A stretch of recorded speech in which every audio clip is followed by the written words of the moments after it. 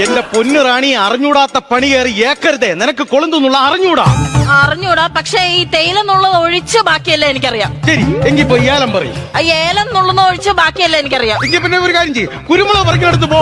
കുരുമുളക് നുള്ളുന്ന ഒഴിച്ച് ബാക്കിയല്ല എനിക്കറിയാം. ശരി, ഉണക്ക തേങ്ങയെങ്കിലും പറക്കിയ ഷെഡിലോട്ട് ഇടാൻ പറ്റുമോ? അതൊഴിച്ച് ബാക്കിയല്ല എനിക്കറിയാം.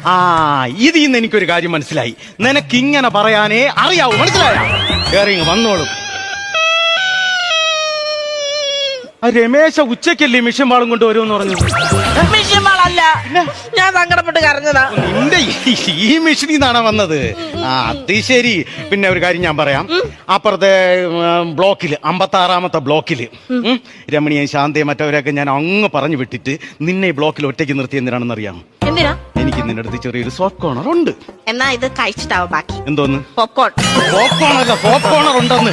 അതായത് സ്നേഹവും അലിവും ഒരു ഇഷ്ടമൊക്കെ നിന്റെ കൂടെ ഉണ്ട്.